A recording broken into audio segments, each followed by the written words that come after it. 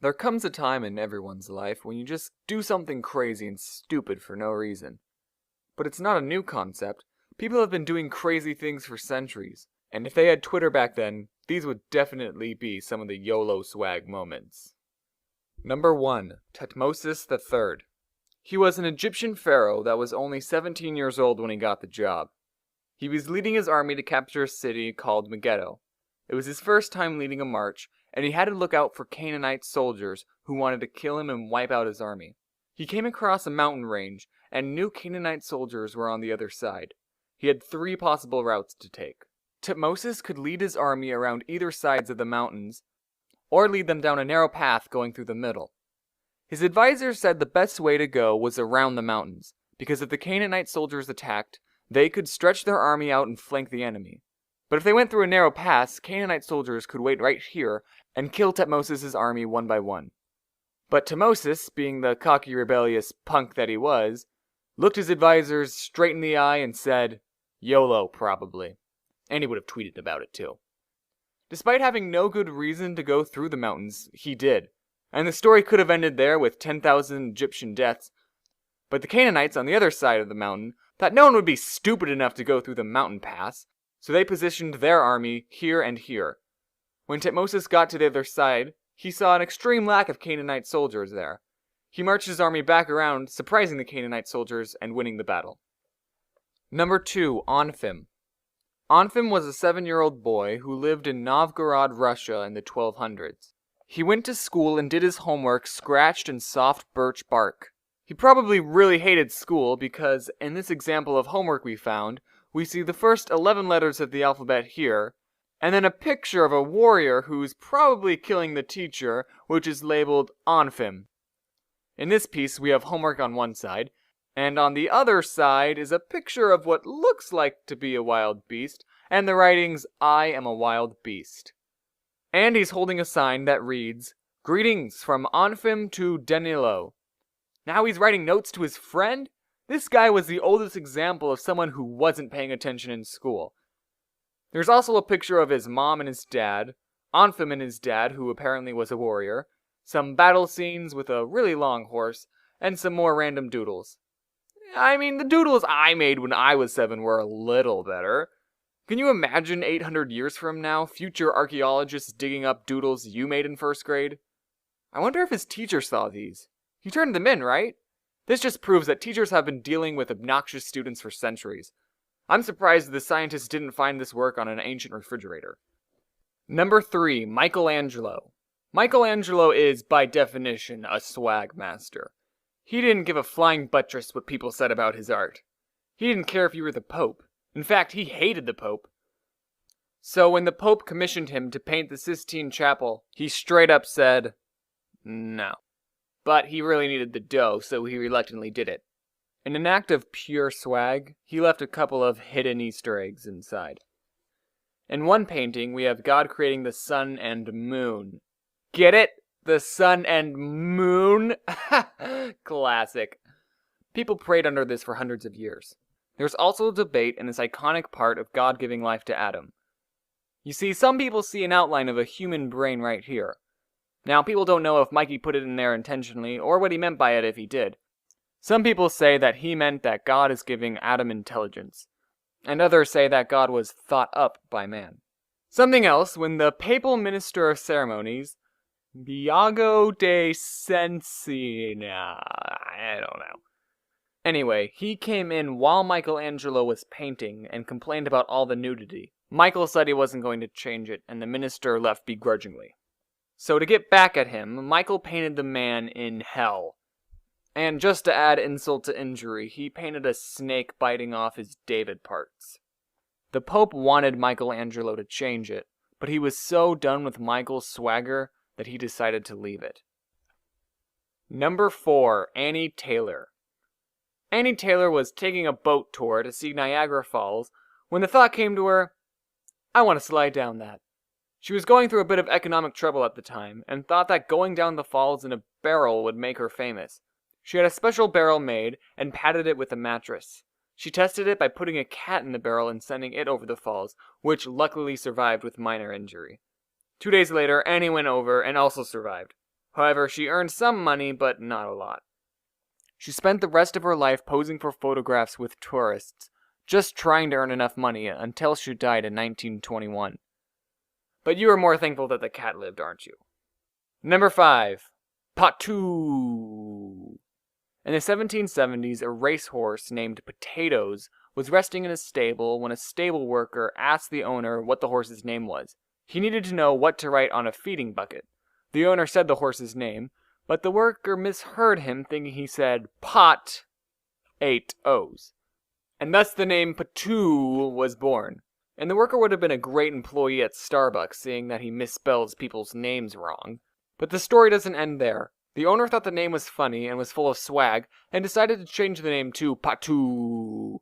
However, they still pronounced it potatoes, but they wrote it pot 8 O's. I guess the horse must have been Irish. You probably don't know this about me, but I am actually an Eagle Scout. And to be an Eagle Scout, you have to do Scout stuff like go camping. And over the summer, my troop would like to travel to a place called Camp Geronimo, where we would live in the wilderness for 7 days. There are about 30 other scout troops that would come, and there were no cabins at the place. We had to sleep in tents. My first year at camp, my friend TJ and I just met the minimum age requirement to go. Yes, it was the same TJ from the first video, and being the good friends that we are, we decided to share a tent for the whole week. It's not weird. We were in the wilderness. We shared for survival. But we quickly learned that we weren't protecting ourselves from bears or anything. We were protecting ourselves from the older kids. You see, there is a perfect linear function based on your age versus how cool you were.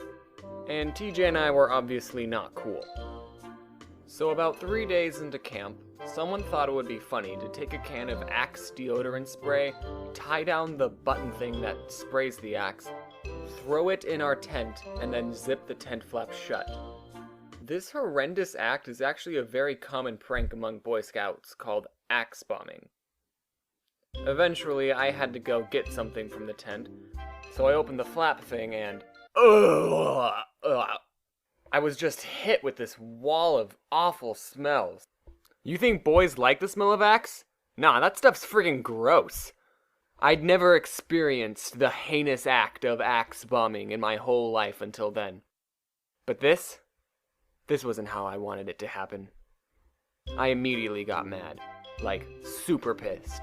I went up to TJ, grabbed him by the shoulder, looked directly into his perfect face and said, "TJ, someone just axe bombed our tent." And TJ just shrugged and went, "You know what? Whatever. There's no reason to get mad. It won't help us." And TJ's response to this has actually stuck with me. I think about what he said whenever I'm stressed out about homework, or if my computer crashes and I lose all my files. It really helps calm me down. But as a 12-year-old, I said, "Psh, okay, TJ, you do you. I'm gonna go get revenge." But I had no idea who actually axe bombed our tent, and whoever did is still a mystery to this day. But I decided to blame the 15-year-olds with their stupid, guilty faces. I even asked them just to be sure. "Hey, did you axe bomb my tent?" "No." "Okay, I knew it was them." And the 15-year-olds were pretty cool, but not the coolest. There still were the oh-so-famous 16-year-olds. So to help prove that they were still cool, they built a mega tent out of logs. And tent is probably an understatement for that thing. They had logs tied around trees, 5 walls, a back and a front door. It even had a log roof that some boys could stand on. And all the 15-year-olds slept under it every night. And I came up with a perfect plan to get my revenge. Sorry, I have to turn this into a 2-part thing. So anyway, thanks for watching. You can see 2 of my other videos that I've made, or a whole bunch of funny comics at my website. I mean, I'm not just gonna ask you to like, favorite, subscribe, and comment, but if you do wanna do that, you could.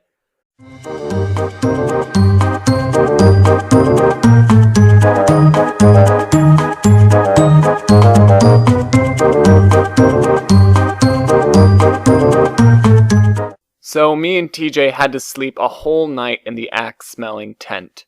Every breath I could taste the smell, and I just got more and more angry.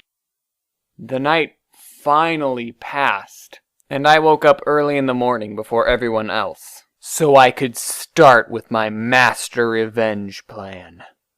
Was I tired? Maybe, but that's a sacrifice you have to make for vengeance. Every campsite had a water fountain coming out of the ground, connected to a PVC pipe. I found the biggest Ziploc freezer bag I could find and started to fill it up with water. It was obviously a slow process. I had plenty of time to reconsider, to think about what TJ said or what would happen after I got my revenge. But nothing stopped me. I was a squeaky-voiced, hormone-induced monster. Once the bag was full, I went back to my tent and woke TJ up. He got up and I told him to watch this. TJ actually had no part in the revenge plan. I just wanted to suck him down with me. I think TJ actually didn't want to get revenge. I ran towards the mega log tent and hid behind a real tent that was right next to the log one. Everyone was still inside. TJ still had no clue what I was doing. Until I chucked the bag over the real tent. If everything went according to plan, the bag would break on the roof and the water would sink through the openings, and then they'd be super wet, LOL. That was the plan. I never saw the carnage my creation had done. I was worried that I'd completely missed the log tent. I never played any sports as a kid, so just making it over the first tent would have been an accomplishment. But the fact that everyone started screaming and one boy yelled, "Micah, I'm gonna kill you!" I knew it must have been the most perfect shot. Did I stay around and laugh at their stupid, guilty faces? No. Me and TJ ran away as fast as we possibly could, without looking back. We sprinted off into the woods before any 15-year-old saw us. We just kept running and running, making sure to get as far away from camp as possible. And on the way, I kinda threw up a little. TJ, being the good friend that he was, thought I was unfit to run, so he decided that we should hide in some bushes. After about 5 minutes, nobody came. "Should we head back to camp?" "No." "Yeah, you're right." So we kept running, until we found the lake where scouts could canoe in. Me and TJ both thought this was a good place to stop, so we sat by the lake and talked for a few hours. Because in a week, TJ and his family were going to move away to China for 2 years, and I knew I wouldn't see him again for a long time, so I wanted to spend every moment I had with him. We were just a couple of bros being real with each other, skipping rocks and talking about our feelings. And then that night, the 15-year-old's tent got axe-bombed, so I guess it wasn't them. Oh, and remember how I threw up after running so much? Well, apparently there was a sickness going around camp that all the camp instructors got, and about 50% of the scouts got it too. And lo and behold, one of the 15-year-olds wasn't feeling so well when he went to bed that night. And then the sudden jolt awake and the cold water made him throw up. Yay! Starting 9th grade was probably the worst decision I have ever made.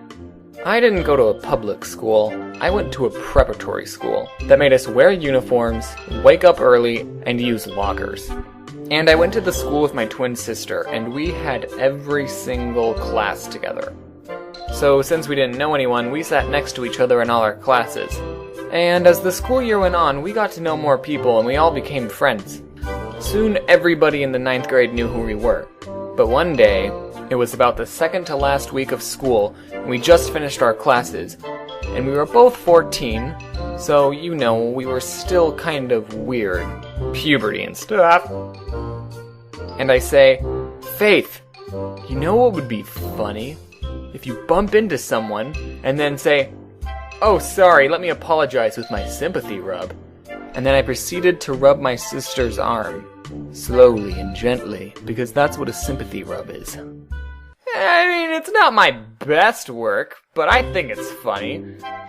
But there was a teacher walking by who didn't think it was that funny.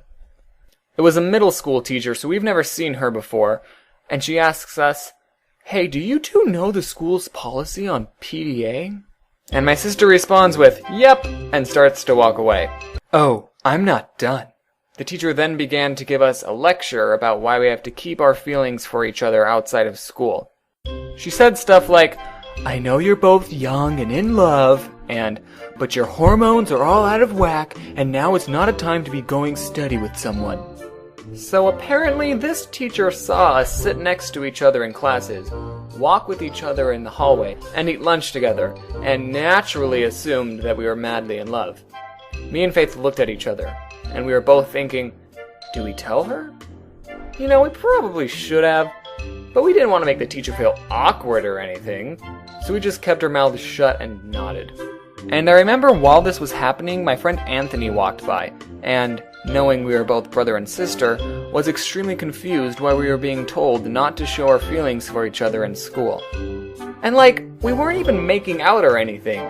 We just did everything together, so I don't know what the teacher's problem was. So after the teacher was done talking, I thought it was extremely funny and wanted to tell everyone in the whole school, but Faith was utterly embarrassed and wanted to keep quiet. Down the hall, Anthony was waiting for us and asked if we got called out for PDA. I told him my sympathy rub joke, and Faith made him swear to never tell anyone. And this would probably be the end of the story, but the next day, while our geometry teacher was teaching a different class, the teacher that called us out came in and said, "Hey, do you know the blonde curly hair girl with a boyfriend that looks just like her?" I'm sorry, but just saying that sentence should probably trigger some sort of red flag. My geometry teacher said our names. Faith and James? Yeah, well, I saw them holding hands, which I wasn't, by the way. I was giving her a sympathy rub. But the whole class burst out laughing anyway. So my geometry teacher informed her they're twins. So the teacher ended up feeling awkward anyway. I still thought it was hilarious, and now everyone knew about it. And Faith was glad there was only 2 more weeks of school left. So you know those books you make in elementary school that you write as a class, and some publishing company makes them into a real book so your family can buy copies? Well, when I was in the 4th grade, we were assigned to write and illustrate a short story that we would make into a book. Now, I'm pretty sure most people wrote stories about normal things, like their dog or their friends. But I wrote a story that had the title of, "I Do Not Like This Family." I don't know for sure, but I bet this title made my teacher very worried. Here's what the cover looks like. Look, I'm so cute. As you can see here, I'm getting beaten up by my brother. Here, I'm being yelled at to wake up. And here, I'm looking out the window at kids having fun on their scooters, while I have a list of chores to do right here. And if anyone's wondering, I had a great childhood. I mean, I wasn't abused or anything. My parents' marriage was stable. I guess I just really hated the chores my mom made me do. But anyway, time to get into the juicy stuff. Here's the story. I Do Not Like This Family by James Rowson. At school. Okay, class, time for recess, the teacher announced. Side note, the teacher banned the class from using the word said in any of our writing, so that's why there's a lot of awkward exclamations. James, TJ exclaimed, where is Wesley? TJ and Wesley are real people that were actually my friends in 4th grade. Wesley moved to a different school, so we lost touch, but me and TJ are still friends. He is not here. Life is different without Wesley, replied James. Wesley, if you are watching this, I am so sorry. Is that Wesley over there? Boy, is he late, TJ replied. I don't know why I made all my friends talk like robots, but Wesley responds, Hi guys, I had a dentist appointment. That is why I am so late. James, did you get my invitation? Yeah, James answered. Can you come? Wesley asked. No, James answered. Why not? Wesley asked. A reporter is coming in, so we have to clean up the house. And my mom is going to be on TV at 12 o'clock midnight, James replied. I love how I never say why my mom will be on TV, but if she's not letting me go to a friend's birthday party so I can clean the house, she's probably doing something illegal. Who would want to stay awake for that long? Just for that, TJ exclaimed. And then my dear friend Wesley suggests, you could run away. Like, I don't even run away to the birthday party. I just run away in the middle of the night. I think I will, James smiled. 11 a.m., time to go. I meant p.m. But if I go out the door, the alarm will go. The escape ladder, James thought. James went down the ladder and hid behind a bush. End of page 1. I'm going to skip ahead a bit because it's more of me talking to myself, but basically I get hungry, I want to eat some berries that's 5 miles away, I find a $1 bill and decide to take the bus there. 1 hour later. Where is that bus? James exclaimed. Finally, the bus is here, James replied with relief. I didn't reply to anything. Sorry, kid, your parents aren't around, the bus driver replied, refusing to let him ride. The bus driver didn't reply to anything either. I'm 11 years old, James exclaimed. I was actually 9 when I wrote this. Apparently being 11 meant you were all big and tough and could ride buses by yourself. I really looked up to 11-year-olds. So I go home, sleep, and in the morning I hear my dad say, "It's too bad your interview on the news was canceled," Dad replied sadly. I obviously don't know what the word replied means. So I get excited that my mom's interview was canceled and I can go to Wesley's birthday party. But then I scream, ow, in pain for some reason. And I'm in pain, and I say, I am going to be on my bed. So I'm on my bed, I rip up the dollar bill I found outside because I think it's unlucky. I also would like to point out that I used a semicolon in the right place. So I call my dad, who in this story is a doctor, and he says, "Okay, son, does this hurt?" "Yeah," James answered. "Oh no," Dad exclaimed. So somehow my dad is able to successfully diagnose me by only asking if something hurts. Now, I don't know how real doctors diagnose people, but I'm pretty sure it's not like that. What is 9 I's, Z, 8 S's, and then a space, and then 3 Z's. And then I write, James said as he fell asleep. What happens next is such a big plot twist I bet none of you saw coming. As I'm laying on my bed unconscious, my dad says, "Kidney failure." And then it's followed by 4 frowny face emoticons in parentheses. I can't believe that my 9-year-old mind somehow knew what kidney failure was. Where did I learn this? Later at the hospital, he had an operation. "He lost both of his kidneys," the nurse exclaimed. "I'll donate a kidney," James's brother exclaimed. We're almost done, guys. And then I think to myself, kidney, kidney, kidney. Those words just repeated and repeated in his mind. James could not believe his ears. His brother, in parentheses, the one who beat him up, close parentheses, liked him. Okay, so this story just turned somewhat heartwarming. I wonder what I'll say next. After the operation, James and his brother had trouble going to the bathroom. Yeah, how did I know so much about an organ that helped you urinate? Okay, last sentence. James found out how much his family cared for him. I think your family cares for you too. Actually, I remember that line.